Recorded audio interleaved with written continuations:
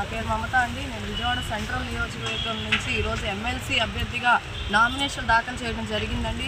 నేను చూసుకుంటే గతంలో వాలంటరీగా పనిచేసిన అభ్యర్థిని. ఈరోజు మాకు ఏదైతే అన్యాయం జరిగిందో ఆ అన్యాయాన్ని మేము ప్రభుత్వానికి ఎన్నిసార్లు మేము చెప్పినా కూడా అనేక నిరసన రూపంలో అనేక దీక్షలు కార్యక్రమాలు చేసి మేము గవర్నమెంట్కి తెలియపరిచాము. అయినప్పటికీ ఎటువంటి స్పందన అనేది ఈ రోజుకి మాకు రాలేదండి. కాబట్టి గవర్నమెంట్తో మేము డైరెక్ట్గా తేల్చుకోవాలి అంటే చట్టసభల్లో వారితో మేము పాటుగా మేము ఉండి వారు అడగాలి అంటే ఖచ్చితంగా నామినేషన్ వేసి ఎమ్మెల్సీగా మేము ఎన్నికయ్యి అక్కడికి వెళ్ళాలని మేము చాలా ఆశతో ఉన్నాము.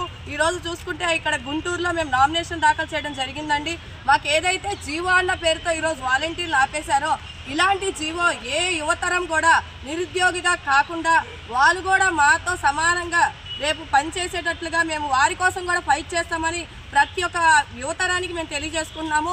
ఈ మీడియా ద్వారా ఒకటే చెప్తున్నానండి, మనకి జరిగిన అన్యాయాన్ని ఇన్ ఫ్యూచర్లో ఎవరికి జరగకుండా ఈ యొక్క ఎమ్మెల్సీ ఓట్ల ద్వారా ప్రతి అభ్యర్థి నాకు సపోర్ట్ చేసి నన్ను నామినేట్ చేసిన పక్షంలో మీ అందరి తరఫున ఒక సామాన్యురాలుగా నేను చట్టసభలో ప్రవేశించి మీరు చేయాల్సిన ఫైట్ నేను చేస్తానని ఈ మీడియా ద్వారా సవినయంగా ప్రతి ఒక్క అభ్యర్థిని వేడుకుంటున్నాను.